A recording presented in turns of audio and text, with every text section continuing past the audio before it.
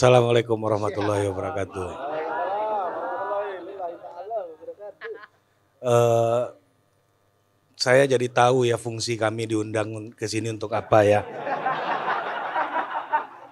Pertama jadi objek tertawaan gitu. Tapi nggak apa-apa, yang penting kita ketawa bersama-sama kata Mas Abrang tadi. Ya kan? Ya tepuk tangan ya karo-karo aku. Ya, yang kedua saya baru tahu musuh forum ini ternyata bukan kekuasaan, tetapi asam urat. Ini sudah mulai terasa ya. Dan angin malam. Ya kan? Saya tahu Mas Anies lagi belanja nyari jokes-jokes makanya minta ngomong terakhir ya. Ya kan? Nanti nyari jokes-jokes kita dipilihin satu-satu, diolah lagi sama Mas Anies. Ya kan? Kalau kita keluar keringat olahraga, beliau olah kata. Jadi, saya sama Budi pernah podcast sama Mas Anies ya. Pertama kali itu memperhatikan kok Mas Anies tiap habis ngomong bibirnya dijilat ya.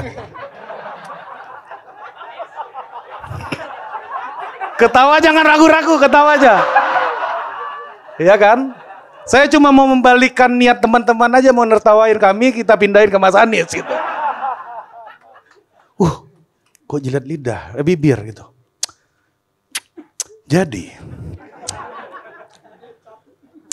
Bung Hatta mengatakan kita harus bangun bangsa ini dengan banyak insinyur.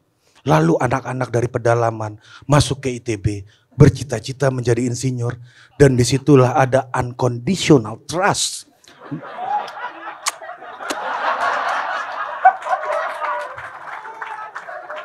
Dari rakyat kepada pemimpinnya. Ternyata yang menikmati manisnya bukan hanya kami, tapi beliau juga menikmati ya. Manisnya itu gitu. Tapi itu ya kekuatan seorang Angon karena masuk ke tema gitu ya. Ada rasa estetika gitu yang kita rasakan ketika setiap kata-kata disampaikan. Cak Nun mungkin akan jadi buku petunjuk teknis kehidupan aja kalau nggak ada estetikanya gitu misalnya. Mas Abrang juga ada jiwa estetikanya gitu. Jadi salah satu kekuatan kita dalam melakukan dialog, membangun hubungan yang rasional yaitu juga menumbuhkan rasa estetika tadi gitu ya. Jadi dalam estetika lah kita bisa saling merasa, saling berempati satu sama lain gitu. Dan makanya saya bisa berempati ya, karena mayoritas di sini pendukung capres yang kalah kemarin ya. Gitu. Sorry Mas Anies ya. Tapi itulah, saya kan berdua sama Budi pernah jadi host Desak Anies ya, berdua ya. Gitu, kalau kata Mas Abrang tadi yang datang kenduri cinta, datang Mas katanya. Datang ke sini hatinya tenang, sejuk.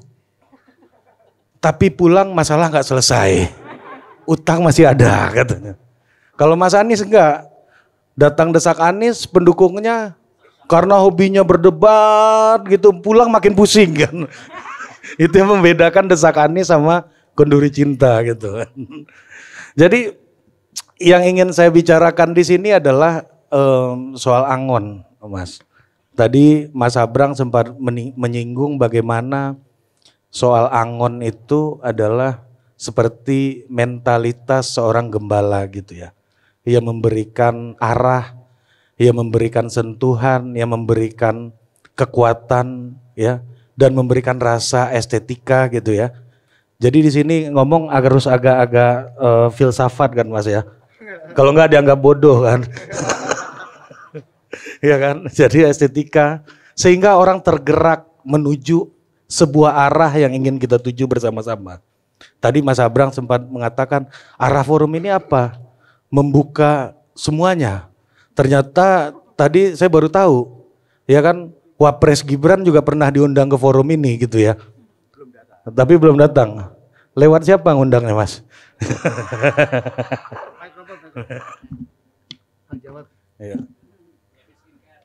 Lewat isu.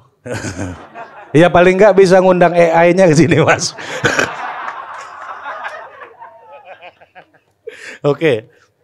Ada 3 hal ya yang ingin saya omongin. Pertama, kalau tadi bicara angon itu seperti apa, menurut saya ini seperti kita ngomongin pemimpin. Menurut saya ada paling tidak 3 hal orang yang tidak boleh menjadi pemimpin gitu. Karena ini forum agak ini kan ya, agak ini forum oposisi bukan sih Mas, bukan ya. Jadi paling tidak ada 3 hal yang saya pahami gitu. Pertama, itu orang yang suka berbohong. Itu nggak bisa kita jadikan angon gitu ya. Karena arahnya kemana bisa jadi arah yang lain yang dia jalani gitu. Yang kedua itu adalah orang yang mengejar nafsu duniawi setiap saat. Hidupnya untuk uang, untuk hal-hal yang material gitu ya. Itu yang kedua yang agak sulit kita jadikan sebagai angon gitu. Jangan-jangan kita dipakai untuk kepentingan duniawinya sesaat aja gitu. Nah yang ketiga itu adalah orang mulia tapi belum tentu ngerti apa yang dia katakan. Jadi ini yang paling sering terjadi hari ini. Orang-orang yang menjadi rujukan tapi belum tentu paham apa yang mereka katakan. Ini banyak banget di medsos ya. Ya seperti tadi komentar-komentar medsos sempat disinggung Mas Abrang. Kalau kami di Total Politik itu selalu bilang, wah diskusinya menarik, argumennya tajam, tapi hostnya ngerokok. Di forum ini masih juga sering kena itu kan Mas ya, sama netizen gitu. Jadi hari ini tuh menunjukkan gejala bagaimana semua hal di dunia ini menjadi ideologi. Itu yang Kania tadi ingin katakan soal berpikir rasional gitu. Kalau dulu Cak Nur gitu ya, selain Cak Nun ada CN yang lain yaitu Cak Nur gitu pernah mengatakan sekularisasi. Partai Islam Islam yes, partai Islam no gitu misalnya. Jadi mana yang sakral dan mana yang profan itu kita harus bisa pisahkan satu sama lain gitu. Nah tapi hari ini antara yang sakral dan yang profan bercampur aduk. Misalnya kami forumnya adalah perwakilan untuk objek tertawaan lah di sini gitu ya. Dan kami datang ke sini. Dan saya yakin Kania ini salah satu motifnya Mas Abrang undang adalah biar nggak diserang SJW jadi Almel panel gitu. itu yang terjadi gitu ya hari ini. Semuanya jadi ideologi. Masalah makanan jadi ideologi. Anda jangan makan daging gitu. Karena menyiksa sapi gitu misalnya. Iya kan? Oh, apalagi ukuran pemerintahan gemuk. Emang harus kecil gitu misalnya. Ideologi mana yang mengatakan harus kecil gitu misalnya. Ada lagi yang kayak begitu. Apa aja, semua hal di dunia ini jadi ideologis. Anak abah gitu misalnya. Jadi ideologi Mas Anies loh sekarang loh. Anisisme. Partainya apa partainya? Partai Perubahan. Udah berubah lagi ya Mas? Kapan lagi kan ngata-ngatain Mas Anies kan? Iya kan? Jadi kita masuk ke dalam gejala yang di Amerika itu disebutnya wokeism. Semua hal diideologisasi. Semua hal menjadi ideologi gitu. Jadi akhirnya apa? Kita terjebak dalam hubungan-hubungan sosial yang sempit dan terpenjara dalam nilai-nilai dan aturan yang kita bikin sendiri di kepala kita. Ya kadang-kadang itu cocok, kadang-kadang enggak. Ini baru-baru contoh. Ya, istri saya setelah membaca sebuah tulisan di media sosial yang mengatakan, jangan bilang anak cantik karena dia berorientasi kepada fisik gitu. Iya, ini fakta yang terjadi hari ini. Kenapa ucapan kayak gitu harus jadi ideologi? Kenapa cantiknya yang nggak kita perlebar maknanya?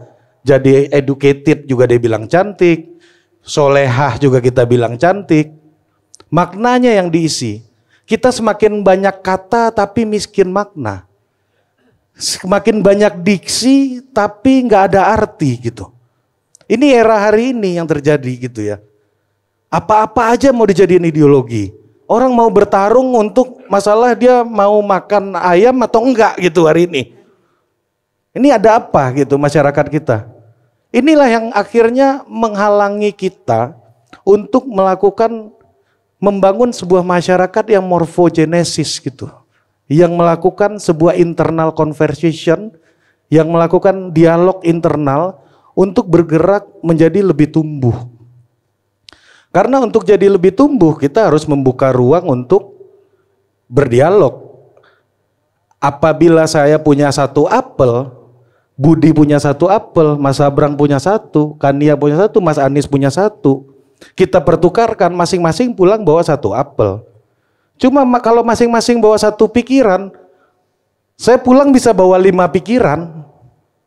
Budi bawa 5, saya bawa 5, Mas Abrang bawa 5, Mas Anies bawa 5, dan Kania bawa 5 pikiran.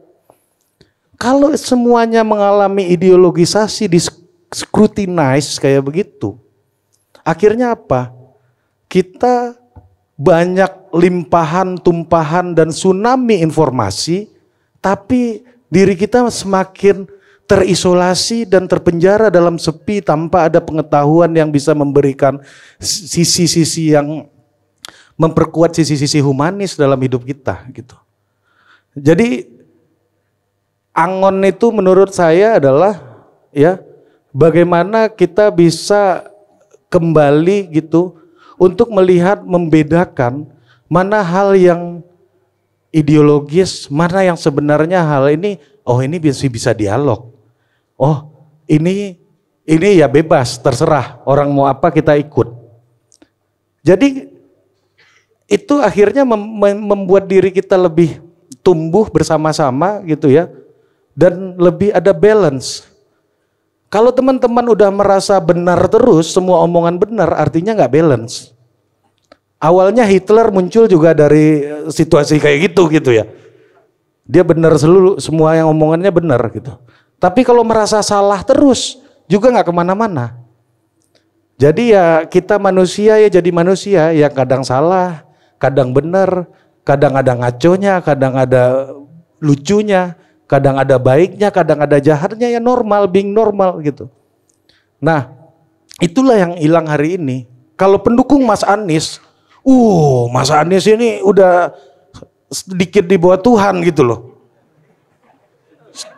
Staf khusus Tuhan gitu. Eselon 1. Eselon 1 surga. Kalau buat pendukung Pak Prabowo, udah benar semuanya. Buat pendukung Pak Ganjar, ada gak sini? Benar juga semuanya gitu loh. Akhirnya apa? Pilpres kita ya jadi gagah-gagahan bener-beneran aja. Yang mana itu udah meninggalkan substansinya. Apa substansinya? Ini ruang untuk keluar dari deadlock. Untuk ruang untuk keluar dari kudeta gitu. Itu kan yang sebenarnya yang kita inginkan dari pilpres kita gitu. Makanya kertas suara itu namanya di barat ballot. From bullet to ballot. Dari peluru jadi kertas suara gitu. Maka disitulah kita menyampaikan harapan kita gitu. Dan untuk sampai ke ballot kita harus mau terbuka. Jangan semuanya diideologisasi. Inilah yang bikin kita terpenjara in the iron cage gitu.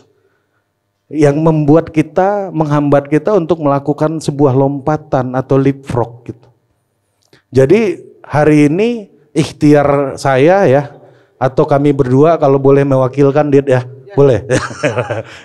Bahkan kami di Total Politik berdua pun saya nggak yakin bisa mewakili Budi gitu ya. Karena apa yang Budi anggap benar belum tentu saya anggap benar juga. Kania sama Ferry di Malaka Project juga belum tentu sama juga gitu. Kania sama forum ini juga belum tentu sama. Itu tadi kalau Mas Abrang cerita tadi ya, kalau ada orang minta duit ke Mbah Cak Nun, tiba-tiba ada aja. Dan tiba-tiba pas ada orang minta duit, ambil di atas lemari, cukup katanya. Ini duit dari mana gitu kan? Ini karomahnya Cak Nun gitu ya. Tapi bagi Kania ini kan logika mistika gitu.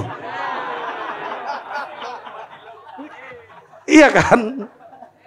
Ya tapi ya itulah Itulah faktanya. Ya bagi kita yang beriman menganggap itu ya, oh ini karomah. Apakah yang anti logika mistika dan yang percaya itu karomah tidak bisa hidup berdampingan? Itu yang kita jawab sama-sama lewat forum ini gitu. Silahkan dijawab dalam hati masing-masing gitu. Oke, mungkin itu aja saya cukupkan. Wabillahi taufiq wal hidayah. Assalamualaikum warahmatullahi wabarakatuh.